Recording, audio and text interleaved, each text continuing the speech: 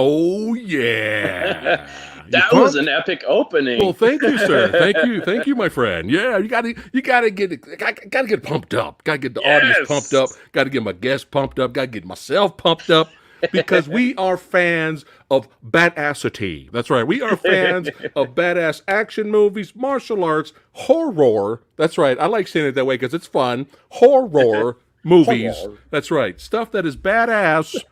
We got to represent. And speaking of badass, we got David Howard Thornton in the house tonight on the Movie Dojo, hanging out with the Samurai today. Let's see who is here, showing up what badasses are in the comments here. Who do we got here? Phat, what's going on? He says, hey, David and Samurai, hope you guys are doing great. Almost time to crank up the horror. Also, David, thanks for bringing us what's to be a great horror icon. There you go. You're welcome. Thanks for letting me. Heather Love says, this is going to be amazing. Love Art the Clown. There you go. Jake Hall saying, what's going on, David? What's up? Tyler in the house says, Terrifier is an awesome flick. Thank you. Right. Oh, yeah. And Sexy Sumo is in the house. Sexy here we go. Sumo. Here we go. That's right. David is the greatest horror mime clown ever. Keep killing it, brother. There you go. You know, when I got a chance to message you, I was like, I got to reach out, man. I got to have this badassity on here on the channel. I know he's crazy busy, but he's probably not even going to, he's probably like, who the hell is PhatSamuraiGuy? Who the hell is this guy? I'm not going to, this guy's insane. This is an insane asylum. But he responded back, and, you know, this was my reaction when you responded back.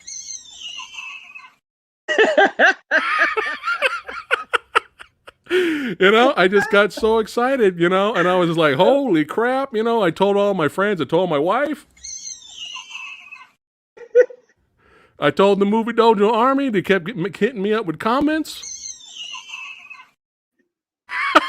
That squeal gets me. That's so You like that? Yeah. And everybody's kind of losing their mind right now. That's right. Everybody's like, oh my God. Marco G says, PhatSamuraiGuy, you're on fire this week.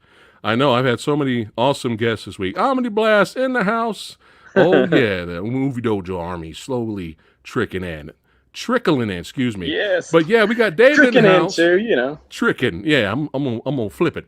That's right. So David, so before we get into your filmography and we talk about some future things and some future projects and all that fun stuff, how did you, my friend, you know, get into the business? What was some of the inspirations, you know, that kind of motivated you to become an actor, a performer, if you will, and to kind of take that leap into film?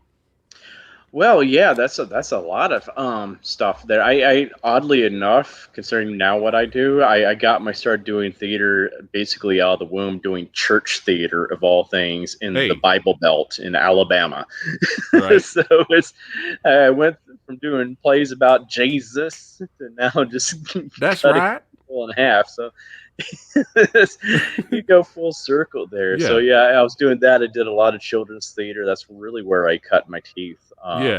Especially with physical comedy, because kids love physical comedy. So I really did that. So I had a lot inspiration from like the great physical comedians like, you know, Keaton and Chaplin and Mr. Bean and Jim Carrey and Doug Jones and all those guys. And so that's really where I just cultivated everything. And then I went to college, but oddly enough, decided to go into elementary education because I was like, oh, that's a pragmatic way to have a career one day, and I can do theater on the side. And, yeah, there you go.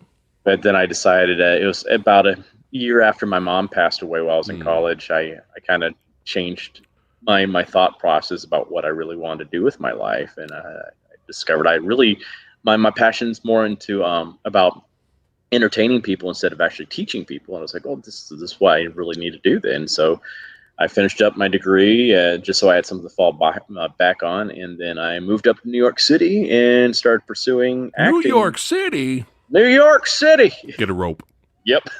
all the younglings right now are going, what are they talking about? That's awesome. That's awesome. Yeah. And did a lot of musical theater up here. I toured for 5 years with How the Grinch Stole Christmas, the musical. All right. And then I came across this little audition notice for Terrifier, looking for a tall, skinny guy with never heard of that movie. Yeah. How cool is that? Yeah, I had never really done film work before, except for like extra work, and so this is how I was introduced to doing film. I had to basically learn as I went along with the whole thing. So it's like it was trial by fire thing. It's like, okay, you have to learn about your frame and like your positions and everything like that. Because I'm so used to being on stage and being big and not having to worry about the placement of the camera. I just have to worry about where the audience is. Gotcha. So is it true to help with nerves? You have to imagine the audience naked. I never had to do that. It was just like, yeah, thank God, because you don't want to imagine some of those people naked. It's that's what I kind of that might backfire, right? You're like, yeah. Only if I was like, performing at the Playboy Mansion or something like that. Right. But that's about it. Other than that, you're like, oh gosh. Especially when you're like, when I used to tour around with my youth church choir.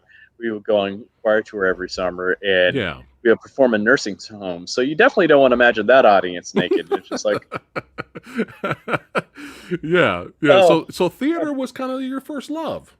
Yeah, really was. And then it really helped you as a performer, and then you decided to try film, which is like the next step. Omni Blast says, "Hi, David."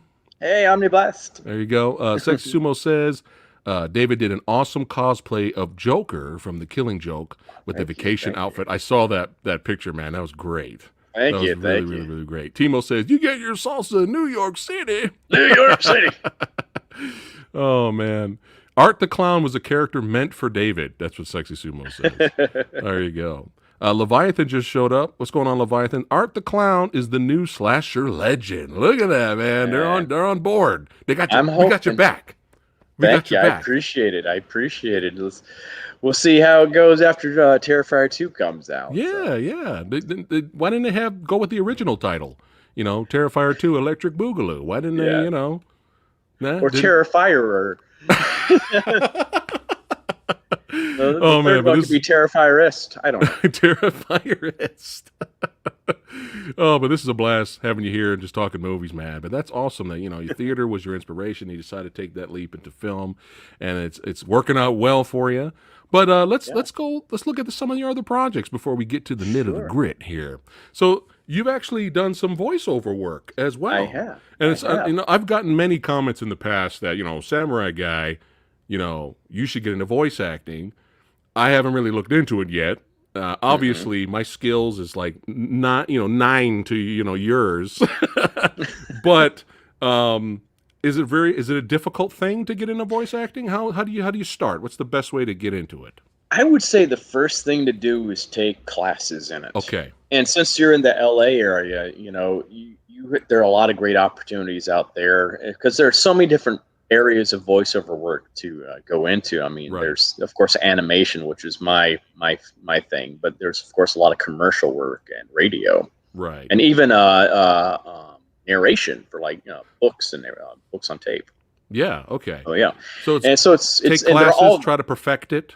Oh yeah, and all those different mediums are totally different from each other. So like commercial work is so much, that kind of voiceover work is so much different from animation, right, and narration. They're totally different things. So you can find some great teachers there. I know like Charlie Adler, who was the voice of Buster Bunny and like Cow and Chicken, all that. He teaches there in LA. So he would be a great person probably to take from there. You could always just look these people up. Or New York as well. There's some great people out here.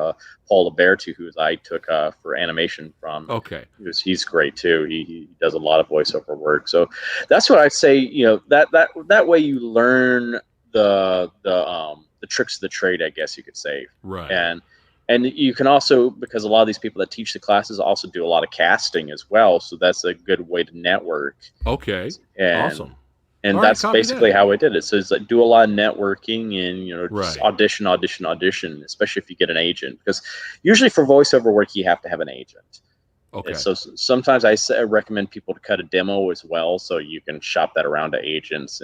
But once you have an agent, they will submit you for things. So first classes, get your face out there, get your voice out there, learn to perfect your craft first, or at least get a feel of it. Then get an agent, or look into it, send those demo tapes out and see what happens. Exactly. And then go for there, see what gigs you can fit in. Yeah. Okay. That sounds pretty good. All just be persistent with it too. I just can't just walk into LA and go, I say stuff. Yeah. hire me. I talk. That's not gonna work, huh? No. It's and it can be hard too, because a lot of these studios use the same talent for different projects as well. So it's sometimes you have to get your foot in the door with the studio, and after you get your foot in the door with the studio, then they bring you back. I have a few directors that just bring me back when they see other projects. They're like, hey, David's really good at doing animal sounds. We'll bring in David to do this kind of stuff. And speaking of animals, they're running down here, man. So I was like, don't mess up the stream. And now I feel better. You got a cat in your background. My roommate's cat loves to make her appearances on stream. What's the cat's name? Her name is Dandelo. She's named after the cat from the original Fly, actually. Oh, there you go. Copy that. Great movie. So you kind of started off here doing the video game voiceover. Yeah, that was one of my very first. That was my very first video game, Two Worlds 2. Nice, and then you did also voiceover work for Invisimals, Lost Kingdom. How was that? Is this where you started to do some of your animal voices? That was, but these animals were like personification type of characters, but I mean, some of them though I didn't actually have lines with, so I just made sounds. There was like this one character I did in there called Toxitoad, and he was just very guttural, just like gross sounds I was making. It just sounded like I had a cold the whole entire time. But I also did like a samurai pig in there, and pig. Yeah, it basically based him off of Roger Jackson's voice that he does for Mojo Jojo. So, can you give us a little bit of that? I'll see. It was like, oh yes, you got speak with diaphragm. Speak with diaphragm. Down here. It's a very. I tell you what, after that session, my voice is very rough and raw because especially all the fight sounds. Because with voiceover work for fighting, you have to do so many different takes on different types of punches, or when you get hits. So you have hard hits, medium hits, soft hits. You have your effort sounds, like when you're picking something up or you're jumping. So grunts. It sounds like you're doing a porno. Really, you're in there. You just go. It's like, oh boy, you have to just let yourself go in those kind of situations. Right. Did you have to drink Gollum juice? Did you ever hear about that? Andy Serkis had his own type of fluid that they slapped some tape on there and called it Gollum juice. What do you drink? What is that? It depends on it. I'm like, if I need to do a lot of guttural stuff, like when I did Toxitoad, I actually brought in like chocolate for myself, because that would help bring up some phlegm and everything like that. So like milky stuff, but like usually you don't want to do that because you don't want to get that phlegm. But for Toxitoad, that really helped a lot. That helped you. Okay. Of course, tea's really good. Green apples, like Granny Smith apples, are really good for helping stuff like that. Sometimes even like with the tea, you put some like make a hot toddy. That's one of my go-tos as well. All right, copy that. So, what was this project here? Oh, Powder Burns. That's it's a wonderful radio play that I did with my buddy David Gregory. Wrote it and directed it and everything. He actually plays character in my buddy. Oh, actually, he didn't direct it. My buddy Noah, who was my old roommate, actually brought me into that. And it's an audio drama in the Old West. So we did it like the old radio plays. And so we would have the whole entire cast and we're all in the booth together, just playing off of each other. And it was really cool because I was doing that with John Wesley Shipp, who was the original Flash. Yeah, I saw that. Yeah. I saw that. I was like, oh shit, get Oh original Flash in here. Oh, Who I had a got to play second the. Lisa in life career. Yes. Oh, yes. On the show. He came back on the show. That's out Oh, right now. That was great. That was a fun session because I was the villain of the week, and I was playing this racist slave owner that was going after his runaway slave, and so I got to play the villain off of the Flash. So I'm like, hey, I got to do something Mark Hamill's done. So I'm like, this is pretty cool.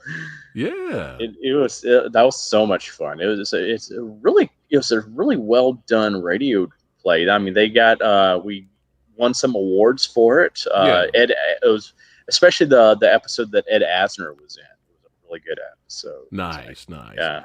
We got a comment here. AJ Mason says, Art the Clown freaked me the hell out. First time I saw him. There you go. You're doing a good job. You did a good job. Then. Oh, Nate Dogg. Oh, sorry. Omniblast. Nate Dogg said, hello. The fucking ruckus is strong in this stream. That's right. We got to start the ruckus. That's right. But here we go. So I've heard a lot of good things about this animated film, and it got a lot of really good reviews here.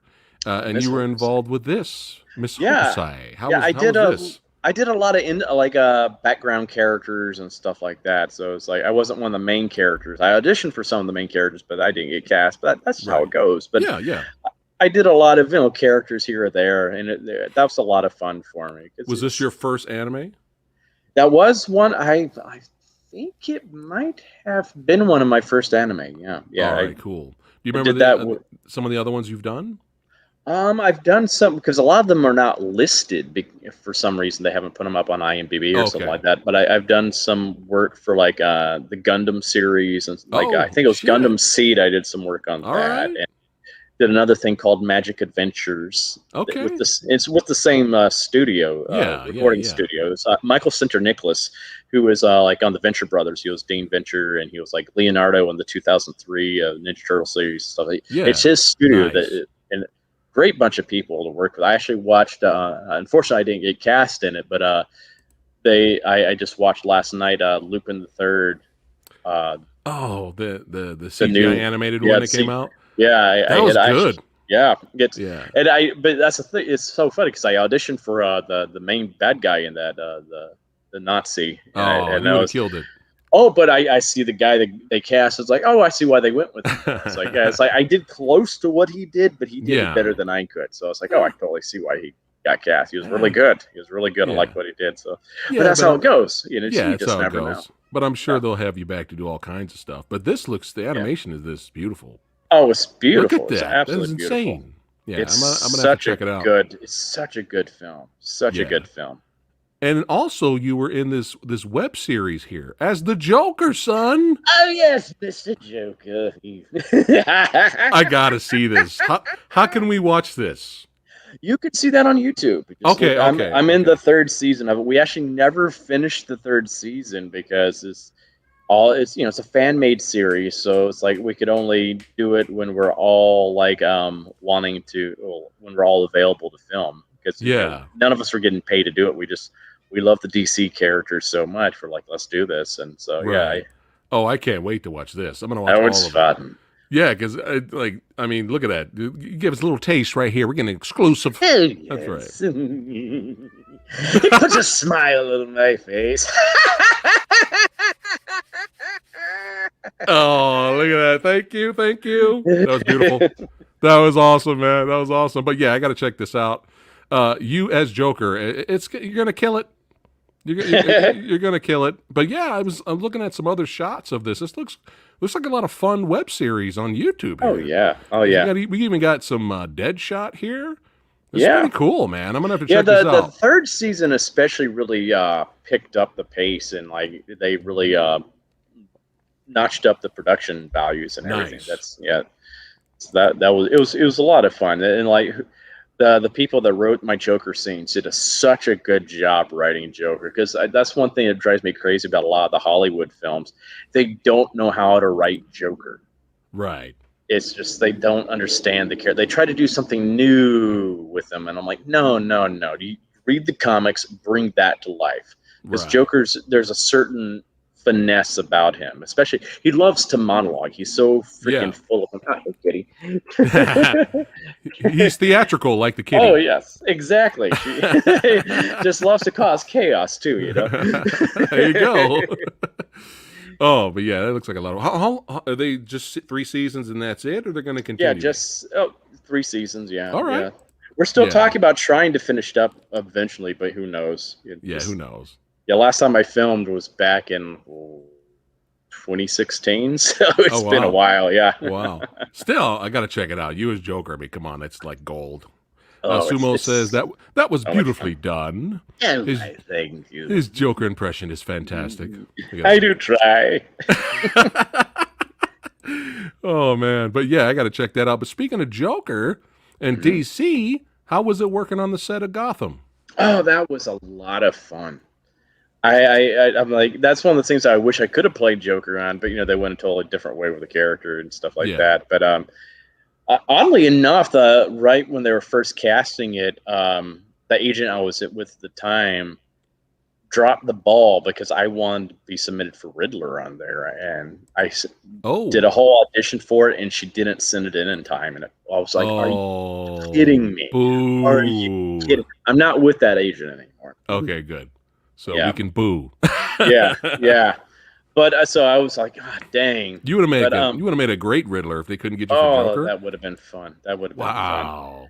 Because I love Riddler too. He's such a fun character. There's so much you could really do with him, I think. But they brought me on. Even though I didn't get to play one of the main villains, they brought me on as a character that creates one of the main villains. I was the orderly that dumped Butch Gilzine into Slaughter Swamp, and he becomes Solomon Grundy. So that was a lot of fun. So, Born on a Monday. Yeah. Yep.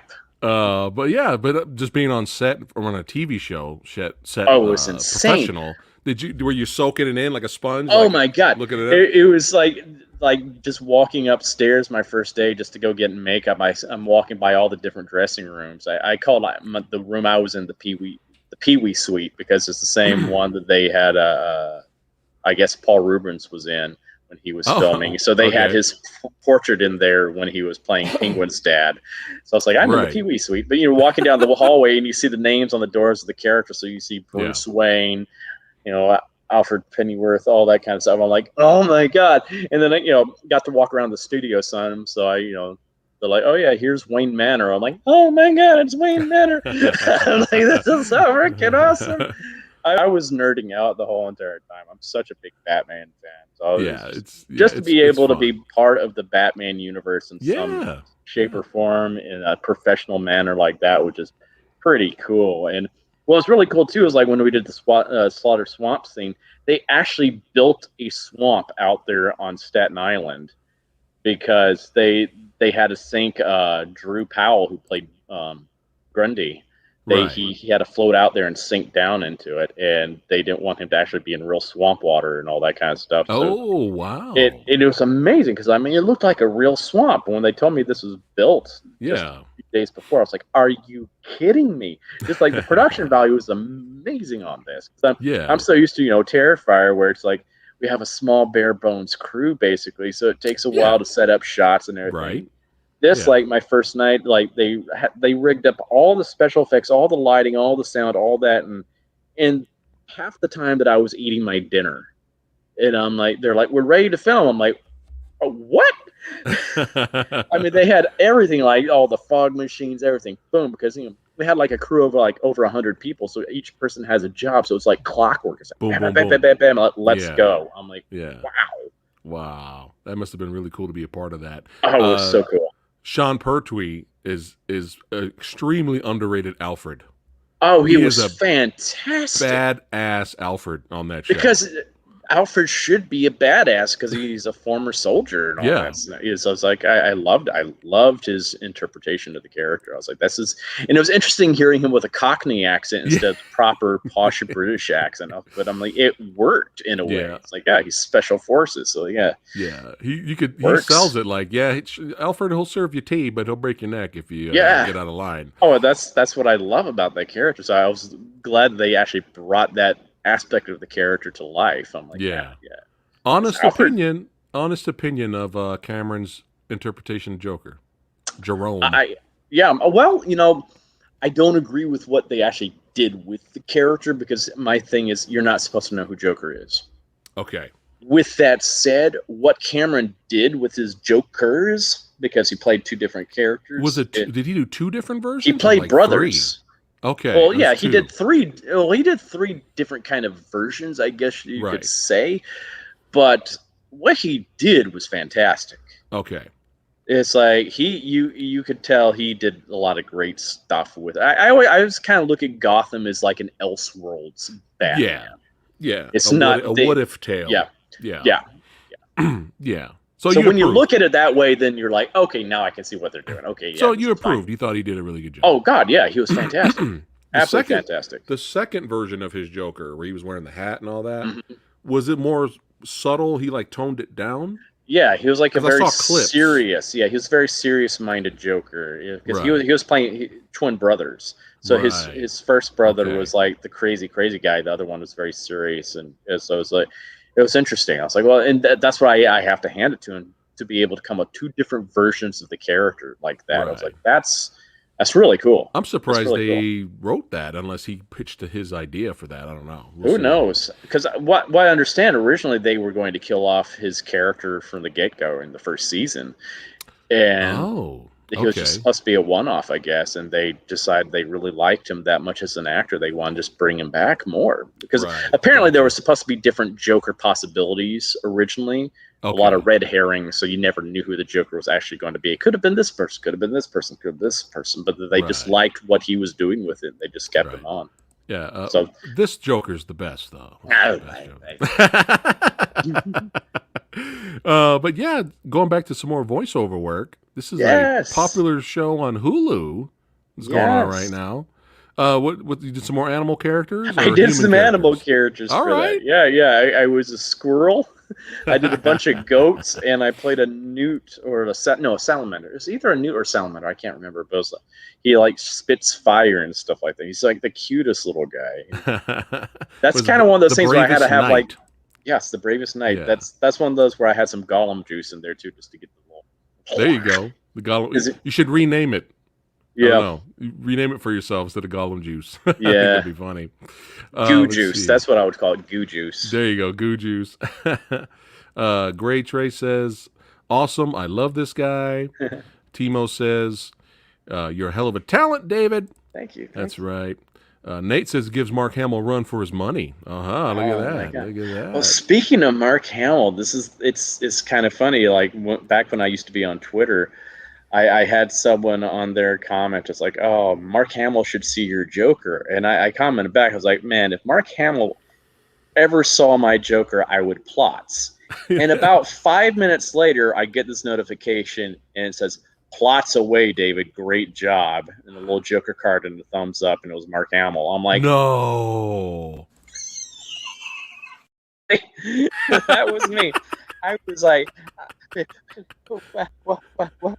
Oh, that's awesome! How cool is that? I was pooping my pants out of glee. I was like, "Are you kidding me?" Because I'm like, that's like the seal of approval from who I think is the best Joker of all time. So I was like, "Oh my God!" Yeah, that's awesome, man. That's pretty amazing. I had the same exact reaction when I found out Luke Skywalker was Joker. Yeah. When growing up in the 90s, I watched Batman animated series, which is one of the greatest series of all time, still to this day. Oh, yeah, totally agree. I heard they're redoing it again for HBO Max. Hopefully it's good. It's going to be tough to beat the original. Oh, yeah. But I was young, stupid, I wasn't really paying attention to the, like the credits. I just want to see an awesome show. And then later, I found out, hey, do you know Luke Skywalker's Joker? I was like, what? What are you talking about? And Hobgoblin on the Spider-Man series, too. Yeah. I was like, what? I was like, get out, right? And then one night, I came across a Mark Hamill movie and a TV film, and he was the bad guy. And he was driving this truck. And while he was driving his truck, he started to laugh. Like this evil laugh, and I heard it. I was like, "Oh my God, it's true." He's just so good. He's just so good. It's just like Because I'm like, yeah, he's two of my favorite characters ever of all time, Luke Skywalker and the Joker. Yeah. I'm like, yeah. you just You gotta there love you Luke. go. Oh yeah, you gotta love Luke. Yeah. Did you enjoy his appearance in the Mandalorian show? Oh God, yeah. Yeah, I kind of Oh my fanboyed God, out. I was over here. Like, oh my, is that Luke? Is that Luke? It's the Yeah. green lightsaber. Ooh, ooh, Yeah. ooh, ooh, black cleft hand. Oh, it's Luke. It's Yeah. Luke. It's Luke. I didn't even give a shit. The CGI didn't even look that great. When Oh, they showed his face, I didn't even I care. didn't care. I did not care. That was just pure, just like Yeah. nostalgia, because you saw him being such a freaking badass, and that's you just see him just destruction. It was just wonderful. It was so good because it shows you why the Jedi were feared so much. Yeah. Just like, you're running from Luke. You're running from that Luke. Yeah. Yeah, because that's the thing, in the movies you really don't see necessarily how much of badasses the Jedi could really be when they're not fighting another like Sith or another Jedi or something like that. When you just see them going against, a bunch of robots, you're like, oh man. Just, especially when they preface it by showing you how freaking powerful and what a threat those robots really were to the Mandalorian. It's just like, oh my God. And he's just throwing them around like they're chess pieces. It's just like, oh my God, this is fantastic. Oh, I lost it. I went crazy. Oh, I did too. I loved it. It was a beautiful thing. It was a beautiful thing. Oh, shout out to Mark Hamill. That's my God! I mean, that's one of my goals one day, is be part of the Star Wars universe in some shape or form. I was like, the way you're going right now, anything's possible, my friend. You never know. You never know. I was talking to Richard Brake because he was on one of the episodes recently. Shit. Yeah, and I love that guy. Like, as soon as because we have the same birthday. We have the same birthday as Kevin Conroy too. Batman. Yeah. So it's like, I had to tell him. I was like, when I saw his episode, like, dude, birthday buddy, oh my God, you're in Star Wars. He's like, yeah. He's so good, that guy. Oh, he's so good. Oh, he's so good. He is so good. He would make a good older Joker as well, too. Yeah, especially when you see him in 31, Rob Zombie's 31. Mm-hmm, he was the best part about that movie. When you see him in that movie, I'm like, yeah, that would have worked. Oh, yeah, totally. That would have worked. And speaking of, didn't he kill Bruce Wayne's parents? Yeah. If you think about it, in Batman Begins, right? Yeah. Oh my God, that was him. You're right. Joe Chill, right? Or whatever he was called. Yeah, Joe Chill, yeah. That's pretty funny. That's kind of funny connection there. I totally forgot. Right? He's done so much. He's got such a great, background. Yeah. More voiceover work here? Is this a video game or a series? It's a movie I did over a decade ago. I recorded the stuff back when I was just getting out in the voiceover business and everything like that. And did they just now release it? Or... Yeah, they just finally released it. Yeah. They actually asked me to come back and do the sequel, but unfortunately it's not a union project, so I couldn't do it. So this is 10 years old. This is 10 years old. Yeah. Okay. Yeah, at least my recording is over 10 years old. So yeah. Gotcha. All right, copy that. Yeah. How about Mistress's Peace Theater? Oh, that was a podcast and all that fun stuff. Nice. Yeah. Did you have fun on there? Oh, I had fun. Awesome. How about the Silver Screen Scream Show? Oh, that's that same thing. Podcast. Yeah. Copy that. I've been doing a lot of podcasts recently. Yes. So I've kept myself sane during this whole entire pandemic. And just oh my God, I can still chat with people. And socialize. Yeah. Anytime here, my friend. Anytime. For future projects coming out, The Dark Offerings. And that's coming out this year? We're hoping so. Yeah, this is something we filmed during the pandemic last year, exclusively over Zoom. Wow. So it was a challenge. It was a very interesting thing to do because I'm so used to being in the same room with my, the people I'm acting with. And the scene I'm in is a very intense scene. I start the movie off and it was weird having to do all that. Yep. Is that David? Could that be David? Me. That's me. Screaming. Oh, cool. And when's this coming out this year? I don't know. Okay. Hopefully sometime. But this is a film where I developed a new appreciation for my co-stars in all my horror films because I had to do all the screaming this time. It's oh my God, your voice just starts to go, and I was getting a stress headache because of intensity from Oh And shit! it's like, because it's a very intense scene. Yeah. And I'm like, wow, this is exhausting. Being scared. Copy that. Do we have an actual date release, or we're No, not sure not yet. Not Okay, yet. but sometime this year, it looks like. Yeah, sometime I this would year. love to So check yeah, that out and talk yeah, about it with you in the future. yeah. That'd be A fun. lot of horror people involved. A lot of our Terrifier people are in it. Felissa Rose is in it. Oh, sweet. All Yeah, right. so yeah, Nice. Well, we definitely got to have a panel in the future. We got to talk about yeah, it here. And is this still pre-production here? yeah. We're still filming right now. Stream. Yeah. Okay. Yeah. This is still in production. All right. Yeah, Put still in some production. skin in the game. Oh yeah. Can you mention a little bit about it, or what's it about, or it's on the hush hush? It's kind of on the hush hush, Okay, but something that's we're fine. hoping is going to be a new franchise as well. It's a Mm. fun concept. There's going to be a lot of horror legends involved in it as well. I'm sold. Some of them have been announced. You can see them on IMDb, but that's not the whole entire cast that's been announced yet. But Right. like one of the ones I was so thrilled to be able to see work was Jeffrey Combs. Oh yeah. Yeah. Oh my God, he is so good. That was like so a good. master's class watching him work on set. I was like, this Nice. is. I just asked if I could be on set, even if I wasn't in the scene. I'm like, can I please just watch him? They're like, oh yeah, sure. Yeah. He didn't mind either. He was just like, oh, Reanimator, The Question. Oh, I mean, he was even Brainiac in the Injustice 2 video game. Oh, that's right. Yeah, and that's actually when I went up to him and introduced myself. I was like, so I have to tell you, you were the biggest pain in my ass. It's like, oh yes, Brainiac. But yeah, he's great. Barbara fantastic. Crampton's great. I just recently rewatched Castle Freak. I think earlier this year. I haven't seen it in a long time. And there's a scene where him and Barbara Crampton are down in the crypt, and he's having issues because he's like, is that the relative's son buried in there? Is that his corpse really in there, or is his corpse not in there? And it's a fake grave thing, and it's very tragic scene because it's his fault that their real life son that they had together passed away. It was a car accident. In the movie, and the acting, because when people go, oh, it's Castle Freak, you got the creepy, face and the monster makeup going around, and it's kind of like slasher creature feature movie, right? But actually, the acting is from them two is legit. Oh yeah, especially in that scene right there where they're arguing, and she kind of blames him for the death of their child. It's like legitimate acting because. Actors like you and all these, and other really great performers, you guys, we appreciate what you do. You work your butts off. Whether it's a big budget project, whether it's a micro budget, project, it doesn't matter. At the end of the day, you guys are giving your all, and that's what we really appreciate. You know what I mean? And so, people would easily dismiss Castle Freak as like some throwaway B movie, but it's not that at all. And especially when you got those two legends in there acting their butts off. Oh yeah, they're both great people too.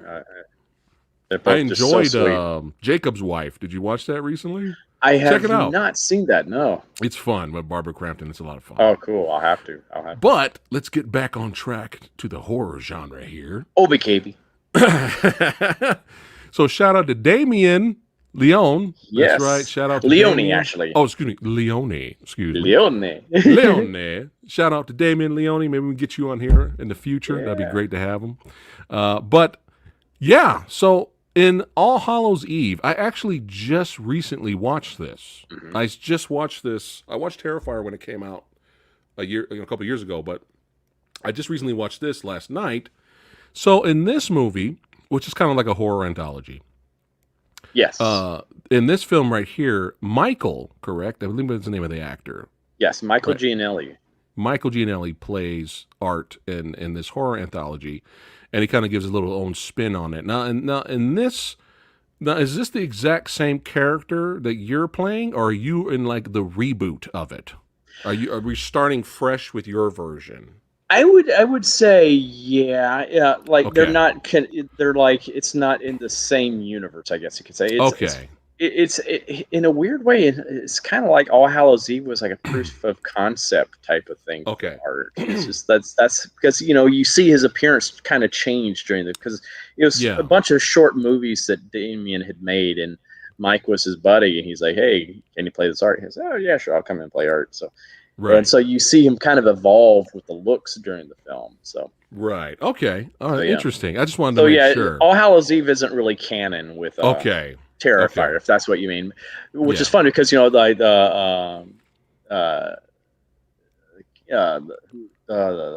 Katie, who played the babysitter in All Hallows Eve, also plays the reporter, the news anchor. Yeah, she's good. Terrifier. She's good. Good actress. She's very good. So at least we can take from this is that at least the early design and concept of art started with All Hallows Eve. Yeah. And Damien took that, Leone took that and said, I'm going to start afresh here, start anew with a whole reboot with somebody else. Is there a reason why Mike didn't come back, or Mike was off doing other things? I think what it was, Mike just wanted to go and do other things. He wasn't really wanting to be an actor or anything like that. He was just doing this for Damien as a friend. And I think it's also the makeup. He just didn't want to have to go through all that kind of makeup all over again. Right. Hours of makeup, like 3+ hours of makeup every single day, filming. So but you being from theater, you're probably used to all that, right? Oh, yeah. Right. Mike DeHama says, all hail Art the Clown, my favorite horror villain of all time. Woo-hoo! You got to say it like that. Of all time. Oh, man. So when we saw the trailer for this baby right here, have you seen this? Yeah, it looks familiar. Yeah, it's all right. Yeah. He's got a wonderful dental plan, I can tell. Yeah, wonderful. So we saw the trailer, and instantly, you were really like, your performance in the trailer, we were like, okay, we got to watch this. We got to check this out. So me, my buddy, a couple of buddies, and my wife sat down. We watched it, loved it, completely loved it. And it was really just, it was a combination of a lot of things. Like it was, first, we're big slasher movie fans, okay? Yeah. We love the slashers, right? That's number one. Number two, there's almost a little bit of a supernatural element to it, yes. which we'll get to a little bit later, which is awesome too. And unexpected things happen, which is in the movie, which is also pluses. It's not just your run-of-the-mill generic slasher movie. Yep. But the gore effects, shout out to everyone who did the practical effects for this movie and the makeup and the gore. You guys rock. Because that was just Damien. Oh, shit. Shout out to Damien. Holy fuck. Okay. He's that good. Yeah. Well, shout out to you, Mr. Leone.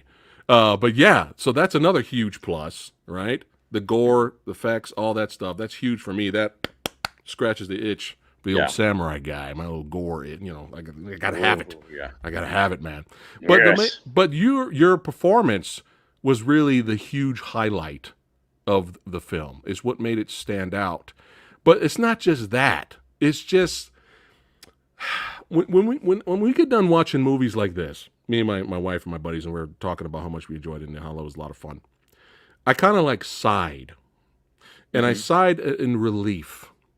Not that it was boring and that it was over. Like, thank God. I sighed in relief. I was like, there's hope for the horror slasher genre. Yeah. And that's what I felt after watching it. Because a lot of mainstream, big budget Hollywood horror movies out there, they lost their fucking balls. Yeah. And I'm going to be honest. They lost their fucking balls. They're trying to be safe so that Timmy and Jimmy can come to the fucking theater. No, fuck Timmy, fuck Jimmy. All right? All right? Yep. They don't want to offend anybody. They're just trying to play it safe. Yeah, and we get tired of that, especially when that constantly keeps happening. Now, once in a while, we'll get a good horror movie that gets a mainstream release. Yeah. But it's rare. But it's just like, that's what we get when we watch this movie. It's like, you know what I mean? Like, it's just, we're happy. We're just charged, excited, and it's just like, it's a movie with fucking balls. It's nonstop, relentless, brutal, just like the original Texas Chainsaw Massacre, man. Just nonstop. Nonstop craziness, death, Yep. And we get two final girls in this, which was interesting. Mm-hmm. That was kind of fun. We pulled a little bit of a psycho there on everybody. Yeah. But it's just, and Nate Dogg agrees. He says, facts. That's right. Spitting the facts. But, it's just one of those things where, here you go. fuck Hellfest from 60 Sumo. And a lot of these R-rated horror films, they feel like PG-13 movies. They feel like soft Rs. Yeah. It's like, pull the trigger. I hate saying that because I know some people that were in Hellfest, but like I went to go see that with some of my horror colleagues when we're at a convention, and we were excited about going to see it. It was like, this is awesome. Slashers that set place in a haunted house amusement park. It should have been gold. This should be amazing. You can do so many cool, freaking awesome, creative kill scenes with this. And it just felt so neutered. It was just like, just like, oh my God, have fun. Have fun. Yeah. It's like the one part I did like was like the guillotine decapitation thing that was going on, because that was kind of like, oh God, oh God, oh God. But that was like, it could have been so much. It seemed like one of those things. And I know some other films that, like, I know of another film, especially, I don't want to name it, but it's like, I know that it was originally supposed to be like a hard R movie. Right. And when it came out, it was a PG-13 movie because they axed a lot of stuff in there. MPA. Because, they also wanted to bring kids in. They wanted more people come in to see it, so they're like, "Oh, let's make it PG." But because they cut out all of the cool kill scenes, and they cut out a lot of the major plot elements that explained things, because those were in those same kill scenes. Yeah, I'm like, you just neutered it, and it's something that could have easily become a franchise, and it just, because I had an awesome potential villain in that, where it could go places with an awesome actor that was playing that villain. I'm like, and I hate to see that. And that's what it's been a great thing doing Terrifier and stuff like that. We don't have a studio above us right now telling us you can't do this. Right. We're just like, let's do it. Yeah, that's it. Fuck them. Sometimes you kind of have to rebel. You got to be a rebel, And we do that, especially with the kill scenes. We're like, boo PG-13. Oh my God. It's like, definitely with the kill scenes in Terrifier 2, they're not PG-13 scenes at all. Balls to the wall. I think, like, Damon, when we're filming the first kill scene in the film, it's like Damon's like, yeah, this would probably get us an NC-17 rating off the bat. It's just like, but see, here's the thing. What's awesome about movies and cinema in general, and different genres. There's different genres of different genres. Yeah. There's different genres of horror. You can have a straight thriller, right? You can have paranormal ghost. You can have mystery. You can have creature feature. You can have all that, and you can have the slasher, right? Yeah. But if you're going to do the slasher, make it a slasher. Yeah, make it a slasher. Don't bitch out, And if you don't have the gore or maybe the budget to do it, you could still make a good slasher, but make it good. They did that with Texas Chainsaw Massacre. Yeah. There's so many kills where you think you saw certain things that you actually did not see. Right. Yeah, even the original Halloween. Yeah. The original Halloween's not really graphic. No. Right. But it's the way it's made, it makes it feel that it's that way. And that's what's so cool about it too. It's like, you can do, even if you don't want to show all the blood and guts and stuff like that, you can still shoot things in a way where you're like, oh God. It's just right. Like you were saying earlier, don't make it boring. Yeah. I mean, Hitchcock was great at that, a Psycho with the shower scene. Oh yeah. You do not see that knife go into her at all, but you think you do. Yeah. Chocolate syrup. For blood.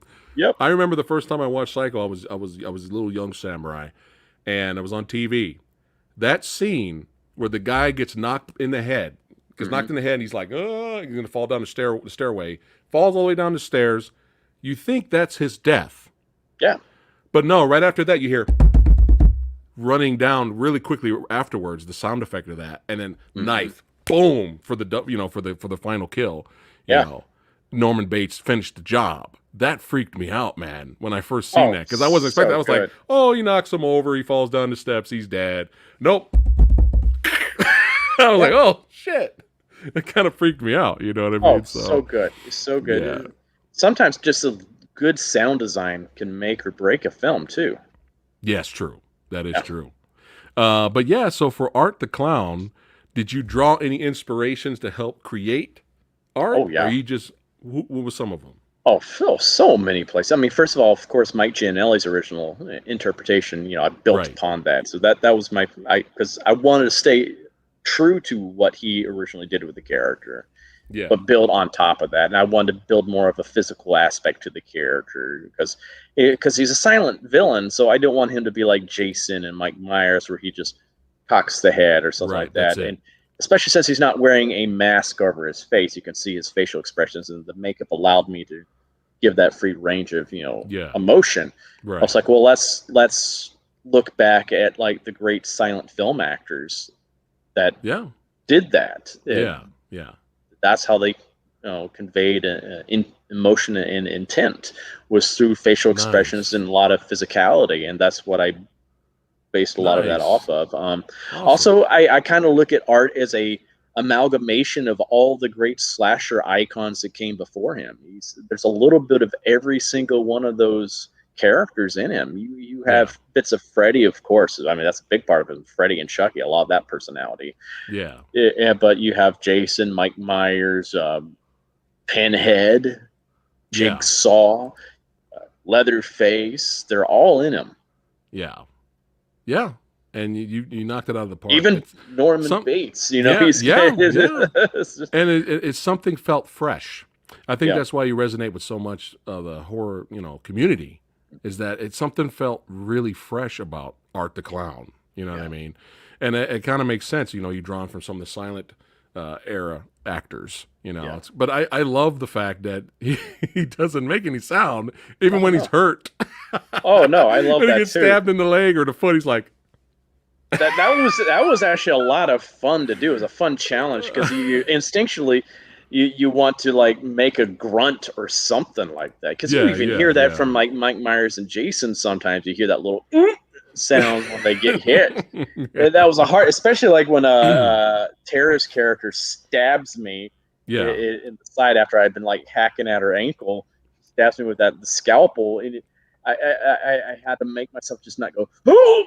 Because it's just like you instinctively want to do that. And it's like, oh my god, this is hard. But some moments, we actually had a moment in part 2 where it was totally unintentional, but Damien is going back and looking at the footage, like, dude, you just totally had a Lon Chaney moment. It's just like my reaction to something was just very it was like, oh wow, I did not even intend that. That's just how it came. I'm like, that's awesome. One of the greatest movie moments ever in Phantom of the Opera is when Chaney, at the very end, that's one of the greatest horror movie moments ever, when the crowd is surrounding the Phantom and he slowly reaches in his coat, and he's moving this way, and he's moving this way, and they think, they're scared because, what, he's got a knife, what he's got in there. And then he slowly pulls out his hand and he reveals nothing is there. And then he starts laughing, ridiculously after that. I was like, he knew he was done, but he wanted to fuck with them. He wanted to fuck with them one more time. And that's my favorite part of that movie. That was so good. Maybe I can incorporate that in a future film. That's a great idea. That would be. You should. That would be great. Oh my god, that would be a great thing to do. Just be notes. A nice nod. Yeah. Yeah, you should. That'd be great. Yeah. But I was not expecting that at all. I was like, oh, what, you got a gun in there? What, he got a knife? And he just slowly took it out like this, and just went. Nothing. And maybe instead it'll just be Art great. Just doing the. Yes, that'd be great. Just pulls out the middle finger. There you go. There you go. If you do that, give me a shout out.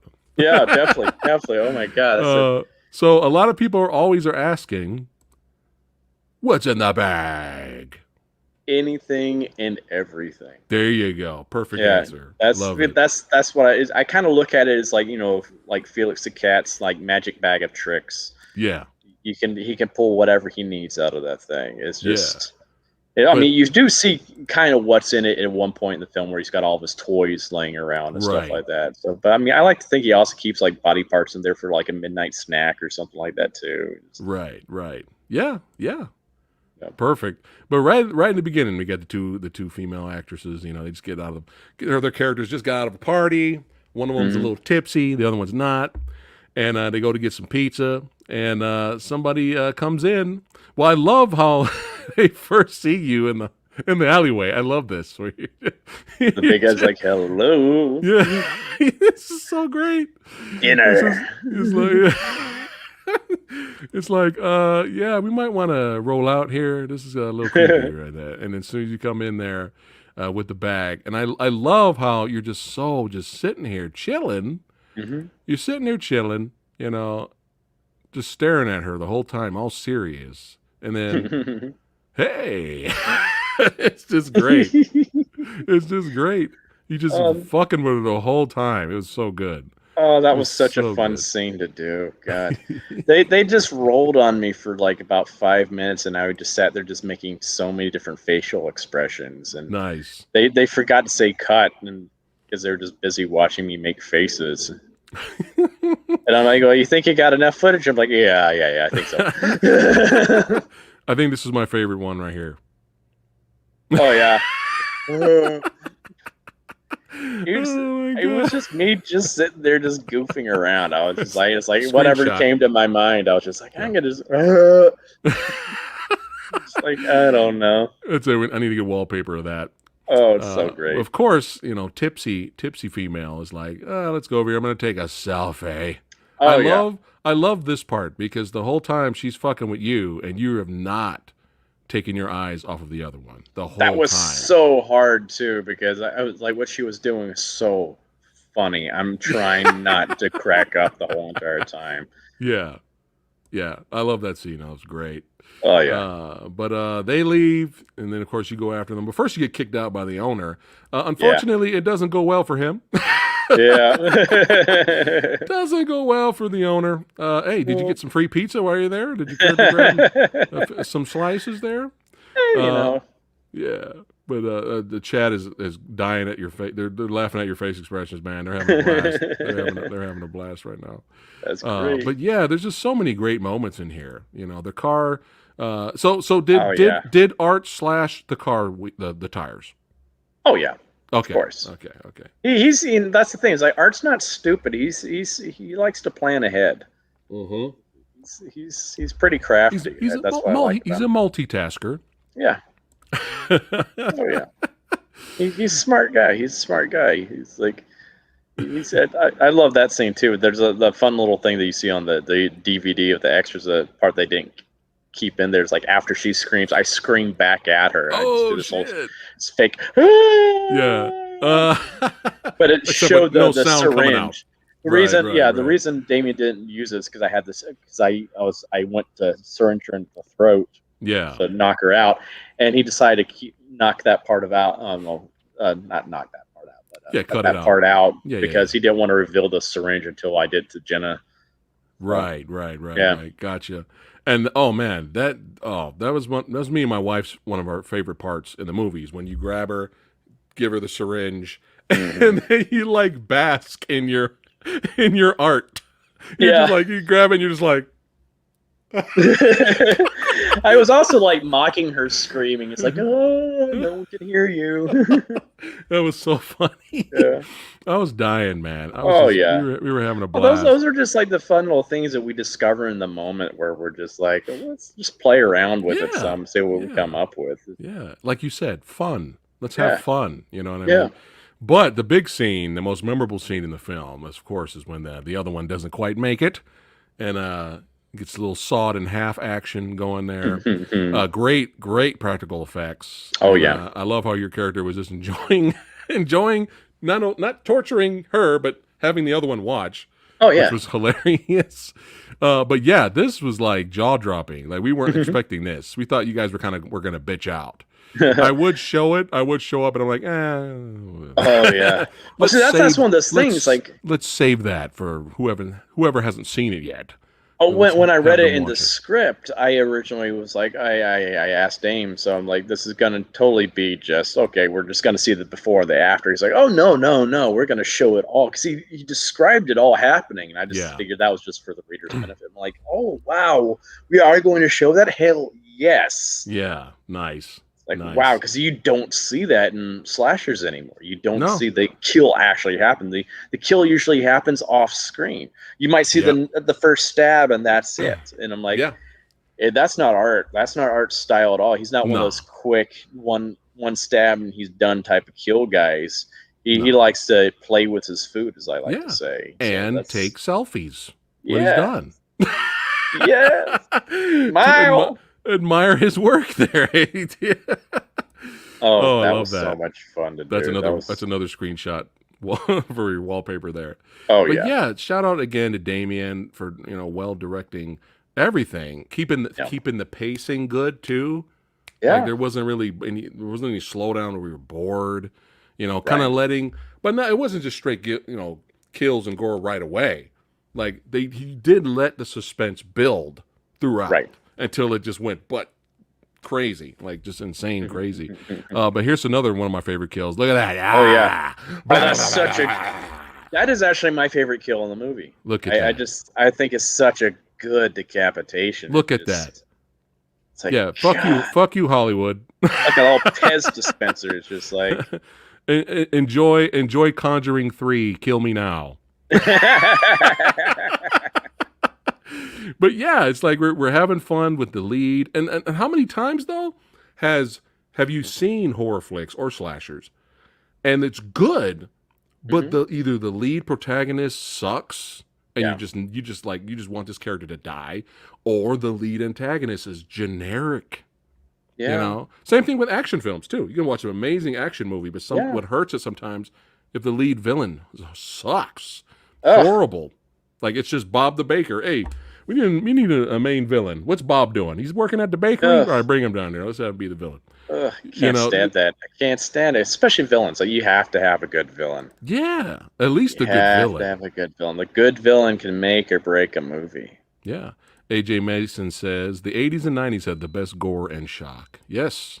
Yes, and you can even, if you search real hard, you can even search and find some late 70s a little bit too, especially with the Itai films. Yeah. But yeah, it was just a blast. And of course, our final girl, she didn't make it. Now here is the jaw-dropping part. Another jaw-dropping part. Art's packing heat. Yeah. Yes.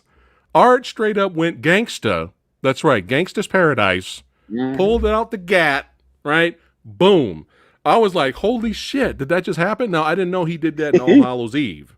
Yes. I didn't know. Like I said, I just watched that he pulled out the gat in All Hallows Eve. But here's the thing. I really can't remember another slasher that the lead antagonist pulled out a gun. Like I can't. Chucky. Well, I guess Chucky. And then Scream. They didn't Scream. They did it in Maniac. I guess so. Yeah. I guess so. It's just been a while. People forget though. People forget. It's been so long. Yeah. But it was still shocking because it was unexpected. Like I was like, oh man. But I love the fact that he did that because it shows that he's ruthless. Yeah. He will do anything. You don't know what to expect from him. There you go. Like you said, the bag of tricks, man. You don't know what else is in here or what Art's got. That's what makes him fun to watch.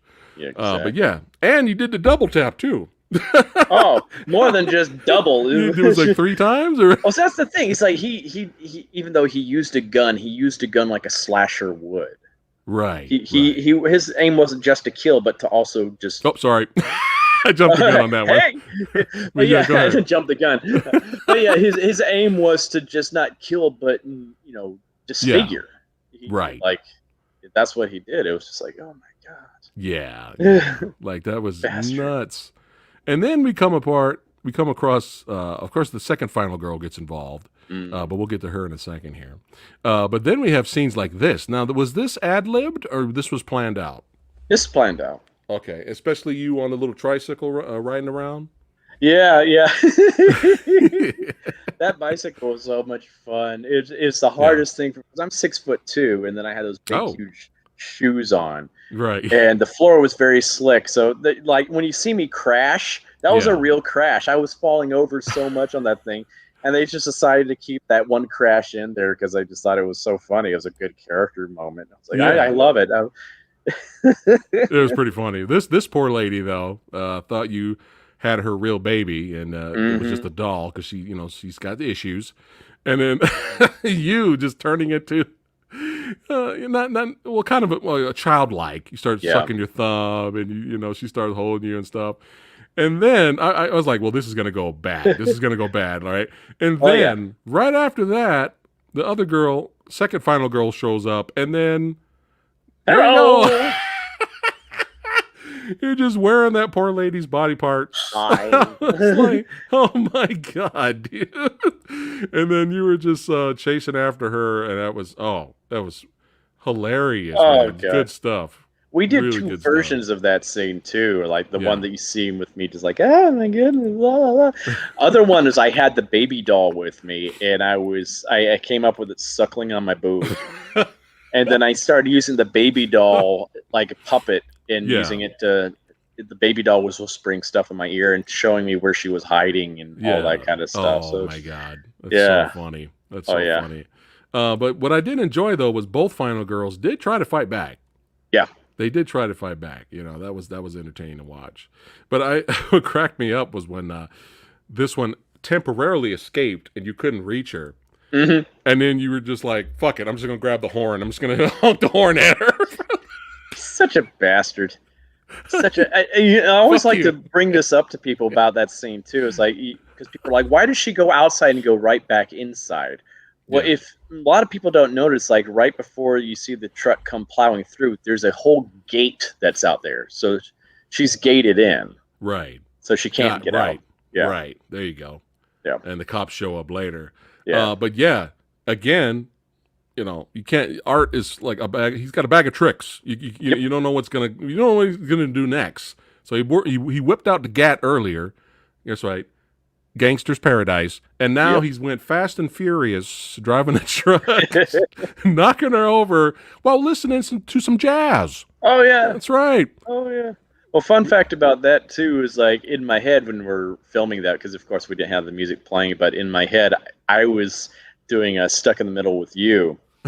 As a reference to Reservoir Dogs. There you go. So it's like I'm bopping my head to the ding ding ding ding ding. Yeah, that's perfect though. It worked out because the great scene by the way in that movie. Oh, such a great scene. Whatchamacallit, whose idea was it? Damien's idea to do the freeform jazz in the truck. Yeah, and I was like, oh my God, it seems something that Art would be listening to because it's just so this is crazy, just psychotic sounding music right now. God. Yeah, we're having a blast. And you were eating her, correct? You were eating her face. I was eating her face. All right, nice. Nothing like head cheese, But yeah, again, great practical effects and just a blast to watch. Just one of the best, fresh, exciting, fun, comedic. You're there to have fun. Yeah. Stop taking the fucking fun out of horror movies. Oh, I know. You're there to have a good time. Well, that's what I love about working with Damien. He's all about that, and he's all about collaboration too. So it's like we play around a lot on set with different, ideas for the scene. So you might do a serious, scary version of a scene, and then he's like, "Okay, now let's play with it. Do your thing, David." Or sometimes a crew member will like, "Hey, I thought of something that might be funny or might be scary. You want to try it?" And they're like, "Hey, let's try it. We'll film it, see if it works or not." So we have variations of so many different things. Right. Copy that. Yeah. But yeah, before we get to Terrifier 2 questions, which I know you can't say much, but we're going to try to pump you for something. Really quick, for fun, I'm going to show some other clown horror characters. And let me know what you think of the actors' performances and of the film. If you see it, if you haven't seen it, we'll skip. Okay? Okay. So we have Clown. Oh, yeah. What did you think was so creepy. Oh, that was creepy. It's a cool idea, too, especially when he's trying to pull off the nose and everything. I was like, oh, God. Oh. Nice. So you approve of it. You like his performance and the movie? Oh, yeah. Yeah. Nice. It's a very interesting concept, too, with the outfit that changes him. And it's really cool. And it's short, but it's a fan favorite. But old Sid here. Oh, good old Sid. And see, that's a testament to, like, how iconic he was, because like in the first film, he's only at the very beginning of the film. Yeah. But he's like the most memorable part of that film. Yeah. And it's like that's one hell of an opening too. I mean, that's just a damn good opening. Oh, it's badass. Love it. Love it. And from American Horror Story. Oh God, I hated it when they killed him off. Yeah, that pissed me off. Oh my God, because like the character was so interesting, especially when you find out his backstory, and then like the reveal of what's underneath that mask is just, oh my God. He went from a character that you at first were very scared of, you kind of felt a lot of sympathy for as well. Right. It's like, like John Carroll Lynch was fantastic in that. I love Twisty. Love Twisty. He was my favorite part of that season. Yeah, he was. He was. And for fun, come on now, we got to represent. Oh yeah. I mean, so that's one of those movies that's just pure fun. It's fun. It's so funny because I had some ideas for some kills in Terrifier 2, and Damien's like, well, they kind of did the variation of that in Killer Clowns. Like, son of a bitch. Yeah, you got Killer Clowns from Outer Space. Saw it once, fell in love with it. Yeah, went out and bought it on DVD, Blu-ray, all that stuff. Got the Funko Pops. It's just stupid fun. It's stupid fun, and it's okay. Yeah. It's okay to like and enjoy stupid fun. They knew, the filmmakers knew they were trying to make a stupid fun movie. They knew what they were doing. They weren't trying to be so full. Look how artsy and fartsy we're supposed to be. Right? No. Let's we know we're camp. Let's have fun with it and just go with it. All right. Here's a big one. Mm-hmm. Ah, yes. Oh, so good. Tim Curry. Tim Curry. I mean, you can't beat him. It's just like that voice. I wish I had that speaking voice that he has. It's insane, especially when you go back and watch Legend. Yeah, and he plays the darkness. It's just it's insane. Well, even Peter Pan and the Pirates back in the day, where he was Captain Hook. He was such a great Captain Hook. Peter Pan. It was just like, oh God. Oh. All right. Honest thoughts of. I really liked, especially what Bill did with it, because he had literal big shoes to fill. Yeah, coming after Tim Curry, and he made it his own in his own way, which I think is great. And some of the things that he was able to do with his body, like his eyes, how he can move his eyes independently of each other, is like that's awesome. That they didn't. That's actually something that they didn't have to do CG with. That was actually him doing that. Like that was really cool. So it's like I have to hand it to him. His performance in that was very well done. Very well done. I believe I heard Tim Curry gave him his blessing too, because he really like enjoyed what he did, his own take, but he made it work, And that's what I thought was so cool about it. He did his own thing with it. Yeah. Honest opinion of both films, which one do you like better? No, I mean of Skarsgård's movies. Of the two of them? Of the two parts, which one do you like better? Part one better. Right? Yeah. Now, why is that? That seems it's just. I think he's scarier when it's involving kids. Yeah. Even with the original, it was the same. Yeah, it was the same. It's just he's scarier that way for some reason. I guess because the innocence that they have. Because when they're adults, they're not innocent anymore. They're all have dealt with trauma in their life, and they're all they're more hardened to that point. As kids, they're vulnerable. And they're adults. They're distracted from other things. But it's even with the original, the miniseries. It was always the first half was always more interesting. It's like when they would flash back. You're like, oh, good. We're back to the flashbacks. Right? It's funny how that is, but it's like, but not saying that the part two was bad by any means. I really enjoyed, especially both the guy that played Mike and of course Bill Hader. Their chemistry together was fantastic. I mean, I sometimes thought the other guy was funnier than Bill. Right, like they had such a good rapport between the two of them. Especially, I was like, oh, they're so good. And my only qualms with it were sometimes the overuse of CG. Now, sometimes I understand why they, especially with the ending with the big spider version and stuff like. But like with the old lady, that's she's freakier before she comes out going. Yeah. It's weird. It's weird how that works out. Yeah. Sometimes less is more. Sometimes. Yeah. Yeah, both entertaining, but I do like the first one. I do like the first one a lot better though. Yeah. Before we talk Terrifier 2, Electric Boogaloo, what's some of your favorite horror movies? I would say my top 5 in no particular order because I think they're all great in their own ways and they're totally different from each other. It would be Exorcist, Nice, The Omen, cool, Texas Chainsaw Massacre, the original one, yep, original Halloween, and Nightmare on Elm Street Part 3, Dream Warriors. Yes, nice, good list. Very good. I approve. But there's so many other good ones. I love the original right? Child's Play.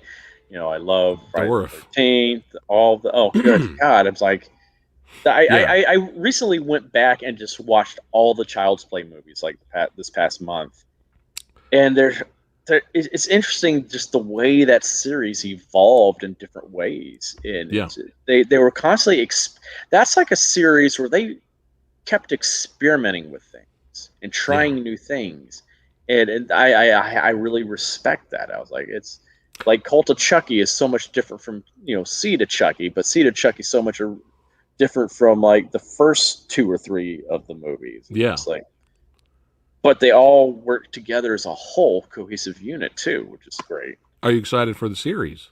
Oh yeah, especially since they're bringing back the cast.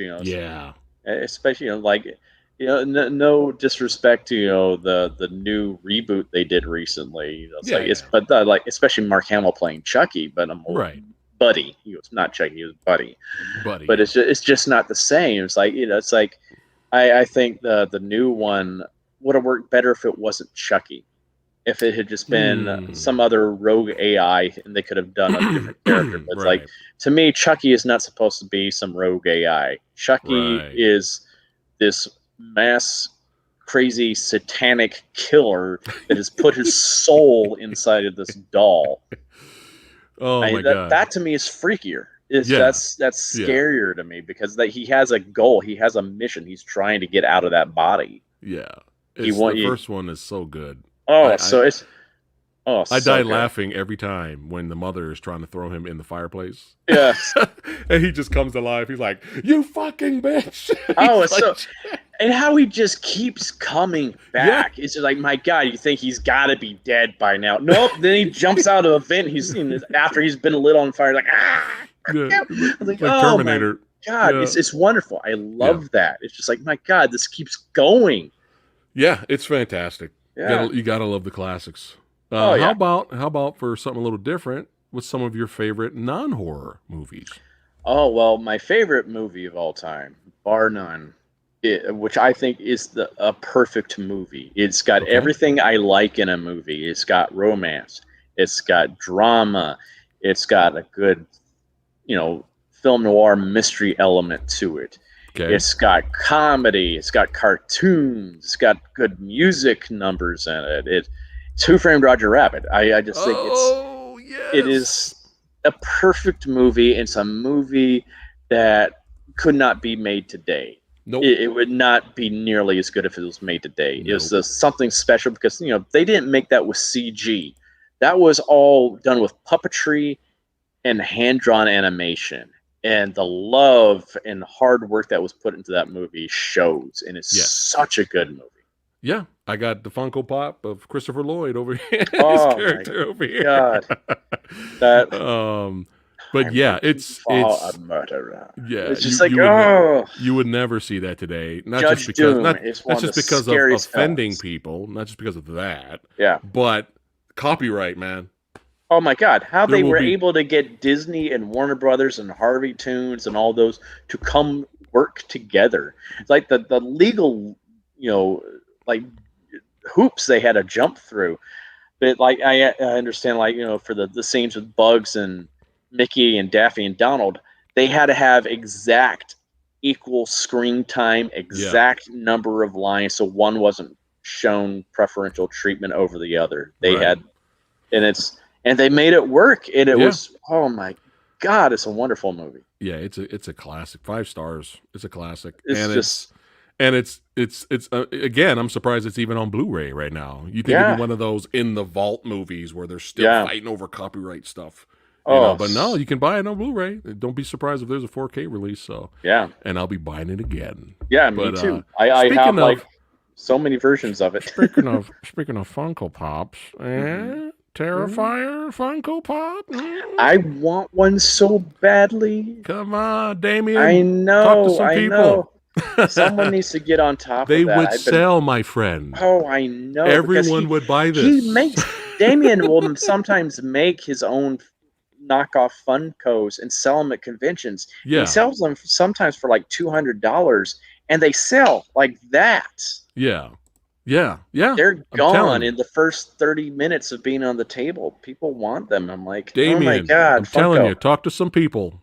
Oh my Funko, goodness. Make it happen. Something's got, especially everyone after part 2. will benefit.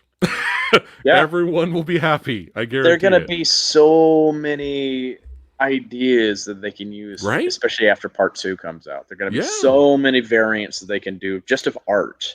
Yeah. And, different weapons or different other states that he's in. Right. It's just like, oh my God. Here we go. Asian movie enthusiasts. I don't even collect Funkos, but I would buy an Art to Clown version. There you go. Yes. Damien, make it happen, buddy. Yes. But now, I know you're probably sworn to secrecy in a lot of things, but whatever you can, my friend, let us know what's going on with Terrifier Isn't that an 2. awesome poster? Yes, it's amazing. Oh, it's so funny, too, because we made that poster before we cast Lauren Lavera as Sienna in this film. Oh, and that's exactly what she looks like in the film. It's like there's a moment where we're filming and she's basically kind of in that pose. And I'm like, oh, my God, it's the poster. I'm like, that's amazing that it just came out so well. She is so good in this movie. I'm just like, oh, my gosh, she's so good at it. It's like I got to recently watch the big, huge battle scene between the two of us. You hear that, guys? It's big, huge battle scene in this movie. It's epic. It's epic. Oh. It's like, because that's one thing that Damien set out to do with this is we talked about like what makes or breaks a movie, and one thing we said is like, what really makes a good movie is a very strong ending and beginning, where it just boom out of the park, boom, just big bombastic, just. Ooh, because you remember the beginning and the ending of a movie. Right. And so that's how we decided, we're like, well, we got to do the same thing with Terrifier 2. You can have great stuff in the middle, but even if things kind of lag a little bit in the middle, if you have a strong ending and beginning, you'll be forgiven. Right. And so that's like what we did. So like, well, we have to start off with a bang, and we have to really end with a bang. And I will say, like, the last third of this movie is just boom, just my God. It just once it starts going, it does not stop. It's gonna scratch the itch, guys. Oh my God. Scratch that itch. Just like it's I'm gonna be honest with you. Well, we're already excited, but from what the horror community has told me and what I've been reading, they are really excited for this movie, man. Oh, like they are like so they're excited. drooling. Okay, they're like going insane at the fact that this is even getting a sequel. Oh, so now that this is confirmed and it's almost coming out, they are going nuts, man. And this is good. This is a good thing. Yeah. Can you share what the release date might be? We're hoping for fall. It's all dependent on how soon we can get distribution behind it and how soon that all can be set up and all that kind of stuff. So our goal is for fall, but that's going to be up to whoever picks us up with distribution. So, but now, but recently there was a comment. Asian movie enthusiast says, "Do you have an idea what the runtime will be?" Right now, because Damien just finished doing the first rough cut of the film, and it came out to be about 2 hours and 20 minutes long. Oh wow, that's the first rough cut, and I don't know how much he can really cut. We've talked about this, like what can we cut without sacrificing parts of the film? Because a lot, if there are cuts that can be made, they would cut out important things that happen or really good parts of like the kill scenes. So it's like that just tells you how much content is in this thing. It's just like we didn't film fluff. Yeah, that's true. I'm sure if needed, I'm sure Damien will find a sweet spot. Yeah, it's I'm sure. definitely going to be at least 2 hours long. At Yeah, least and 2 hours then long. maybe on on Blu-ray when it comes out, you could do unrated or extended director's cut and just have the whole version on there. Exactly. There you go. But it's definitely longer than the first film. It's a lot more ambitious than the first film in every shape or form. I mean, still, we don't have like $1 million budget for this thing. Yeah, don't need it though. But you wouldn't know it. It's just like we made the best use out of our assets that we had, and it's just like you would think what we've done, we had multi-million-dollar budget for this thing, but it's it just shows how talented our crew was and the dedication of everybody involved in this. There's so much love that was put into love and so much hard work. I'm like, I can't stop singing the praise of our crew members because those are the unsung heroes of these films. You don't see they see us actors, but you don't see all the people that make that actually happen. Because like when I'm on set, I get in makeup and then I'm sitting there for hours, sometimes doing nothing, while the crew is working their butts off for sometimes up to 20 hours a day, setting everything up and making us look good. And they did wonders. I'm like, our costume designer and assistant makeup for Damien, they literally built a set in one night. Sienna's bedroom. I went in because they had to film the next day. I walk in there and I see the walls had not even been painted yet. Yeah. There's nothing else, and I'm like, I almost started to freak out. I'm like, how the heck is this thing going to be filmed tomorrow? There's nothing here. They stayed up all night, and I go in there the next day and see in this bedroom, and I'm like, oh my god! And it looked like a real bedroom, and not just a real bed, like a typical bedroom. Like the character of Sienna is kind of like a cosplayer. She makes her own costumes and stuff like that. Okay. So she's got all this, her little costume area over there where she's making her costumes and stuff. Yeah. The small little details that they put into this room that probably won't even be seen on screen unless you're really looking. I was just like, my God, so much attention to detail in this room. I was like, I want this room. And they did it in less than 24 hours, just two people. And I'm like, it's amazing. But that's how this whole film is. It's just like, it's epic. It's so much grandiose. Because, the first film basically took place in 2 locations. Right. This one takes place in several different locations. And it's...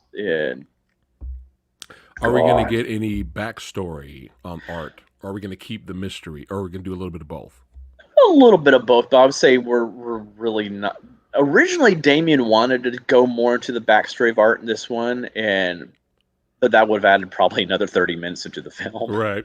So we're like, okay, we'll put that maybe into part 3, what we originally wanted to do at the beginning of this film. But I mean, there are some clues if you're looking and stuff like that. But I think that's part of the fun, is leaving a lot of mystery to who he is. Right. Are we still keeping the hint of that supernatural element too? Oh God, yes. I mean that we don't hide that at all. We start off the movie like addressing that.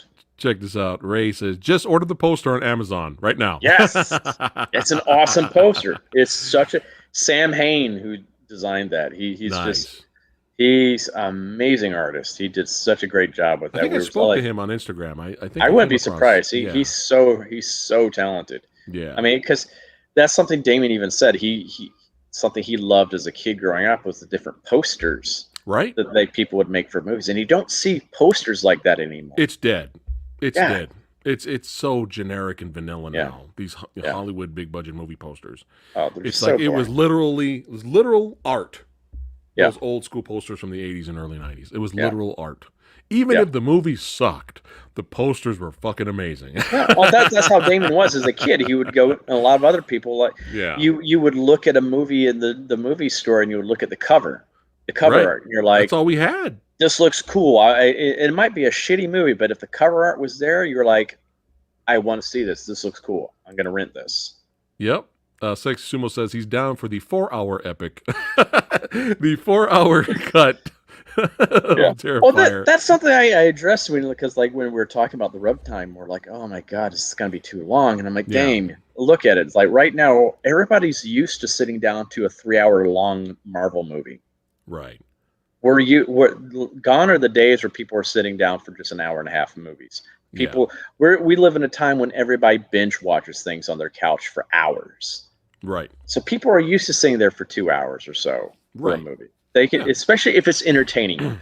That's the important thing. It's entertaining people. It's not 2 hours, two and a half hours of just, oh yay, and just well, I'm going to look at my phone for a while. So like, this is not a movie that really.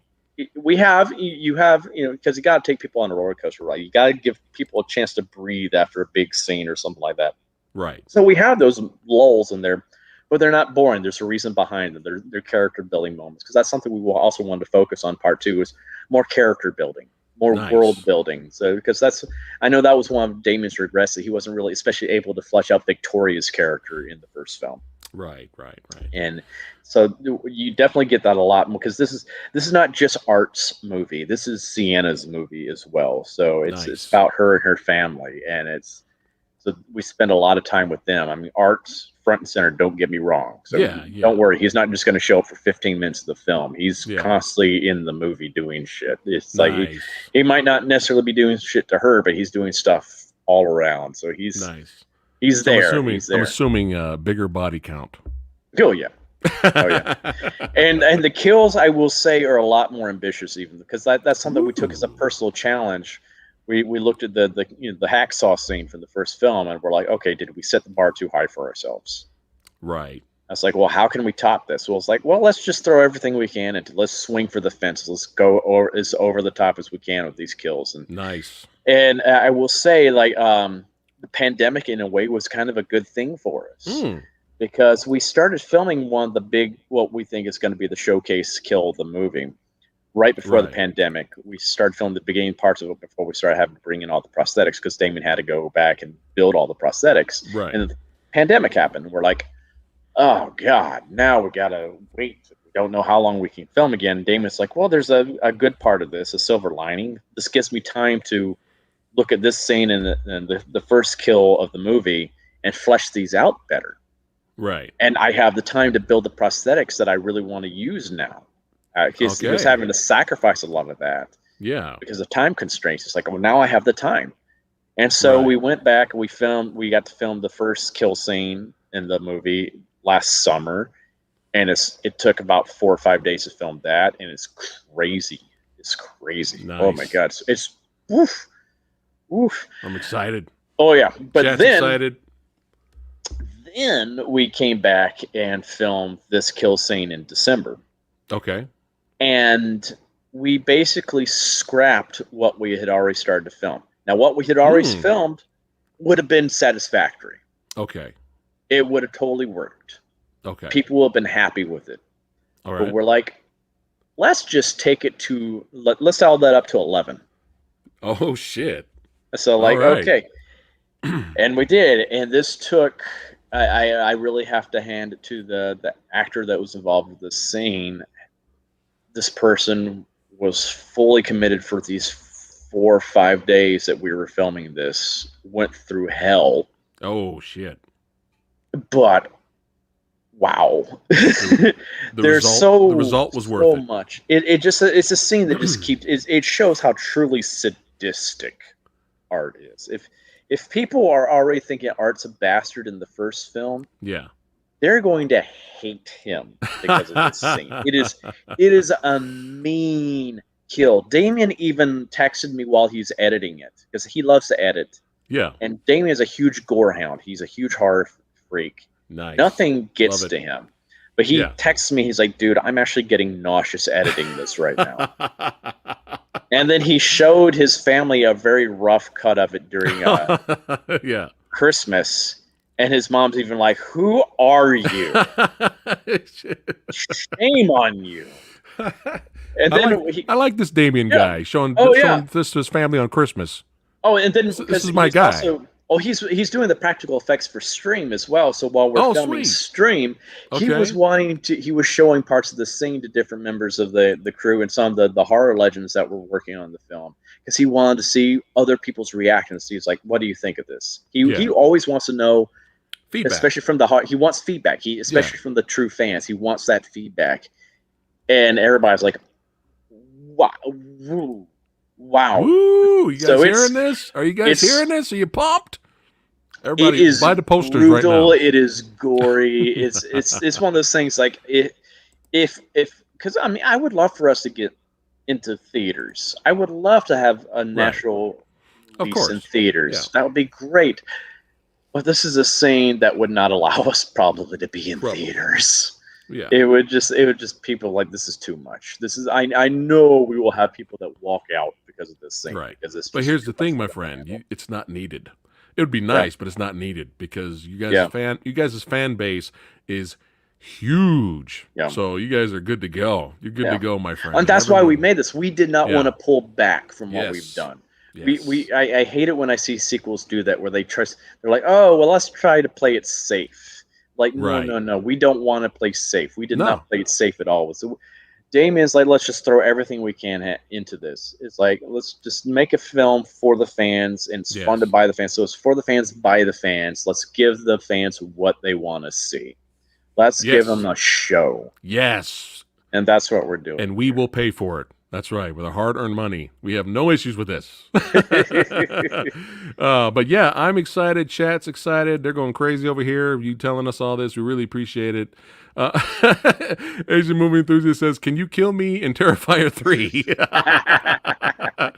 Oh, what are you talking about? I'm getting there before you, Eric. Yeah. That's right. You're gonna kill Sumo first. Samurai first. You know. Who knows? Yeah, but this was a blast, David. This was a blast having you here. Yes. I could talk to you all day about movies and have fun, but I know you're crazy busy, my friends. I don't want to keep you too much.